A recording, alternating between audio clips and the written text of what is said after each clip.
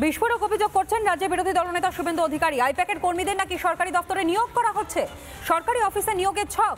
খাদ্য সরবরাহ বিভাগে নিয়োগ আইপ্যাকের কর্মীদের সরকারি নিয়োগ প্রক্রিয়া লঙ্ঘন তৃণমূলের। সরকারি কোষাগার থেকে বেতন আইপ্যাকের কর্মীদের। খাদ্য ও সরবরাহ বিভাগের বিজ্ঞপ্তি প্রকাশ করে অভিযোগ। মমতার বিরুদ্ধে অভিযোগ রাজ্যের বিরোধী দলনেতা শুভেন্দু অধিকারী। তৃণমূলের হয়ে কাজ করলে তাহলেই কি সরকারি বেতন পাওয়া যাবে? সরকারি বেতন কি মিলবে? বিস্ফোরক অভিযোগ বিরোধী দলনেতা শুভেন্দু অধিকারী তিনি তুলেছেন। আইপ্যাকের কর্মীদেরকে সরকারি দফতরে নিয়োগ করার ছক চলছে এবং খাদ্য সরবরাহ বিভাগেই নিয়োগ প্রক্রিয়া চলছে আইপ্যাকের কর্মীদের। সরকারি নিয়োগ প্রক্রিয়া লঙ্ঘন করছে তাহলে শাসক দল তৃণমূল কংগ্রেস।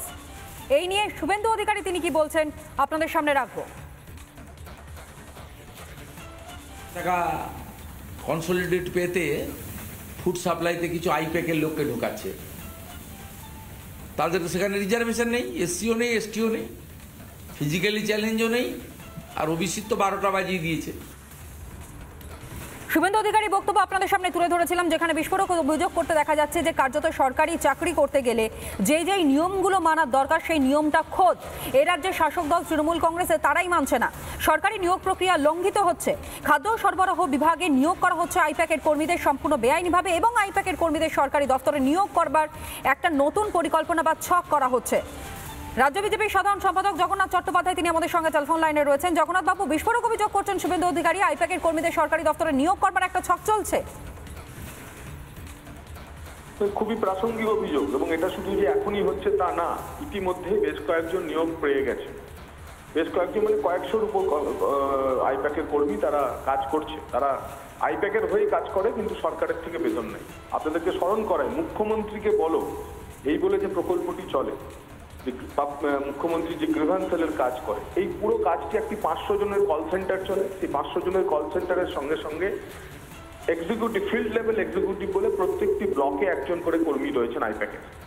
তারা আইপ্যাকের হয়ে কাজ করেন, সরকারি দপ্তরে বিডিও অফিসে বসেন এবং সমস্ত তথ্য তারা আইপ্যাককে পাচার করেন। কিন্তু যেহেতু প্রোগ্রামটির পোশাকি নাম দেওয়া আছে মুখ্যমন্ত্রীকে বলো, যেটা রাজনৈতিক নাম ছিল দিদিকে বলো, একই টোল ফ্রি নাম্বার দিয়ে যে প্রোগ্রাম মুখ্যমন্ত্রীকে বলো বলে চালানো হয় এখন, যার পুরো বেতনের টাকা আমার আপনার করের টাকায় দেওয়া হয়, কিন্তু তার রাজনৈতিকভাবে তৃণমূলকে লাভ দেওয়ার জন্য চালানো হয়। একইভাবে বিভিন্ন সংস্থাতে, বিভিন্ন সরকারি সংস্থাতে উপদেষ্টা হিসেবে আইপ্যাকের যারা বড় কর্তা তাদেরকে লাগানো হয়েছে। এবং বিরোধী দলনেতা এখন যেটা অভিযোগ করছেন সেটাও যথার্থ এবং প্রাসঙ্গিক। বাংলা সহায়তা কেন্দ্র নামে যে 8000 ডেটা এন্ট্রি অপারেটর বিভিন্ন সরকারি দপ্তরে কাজ করে, তাদের অনেকেই আছেন যারা সরাসরি আইপ্যাকের সঙ্গে যুক্ত। এইভাবে রাজনৈতিকভাবে সরকারি প্রশাসনকে গ্রাস করে নেওয়ার যে চেষ্টা তৃণমূল কংগ্রেস করছে, তার জন্য আমরা বারবার নির্বাচন কমিশনকে বলেছি যে বিএলও থেকে শুরু করে ভোটার প্রক্রিয়াতে ভোটার তালিকা সংশোধনের। ঠিক, ধন্যবাদ জানাই আপনাকে। জগন্নাথ চট্টোপাধ্যায় তিনি আমাদের সঙ্গে ছিলেন টেলিফোন লাইনে।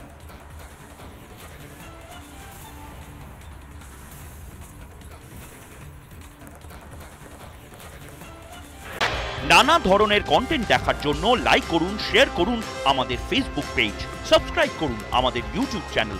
পাশাপাশি অন্যান্য ব্রেকিং নিউজের জন্য অবশ্যই চোখ রাখুন রিপাবলিক বাংলায়।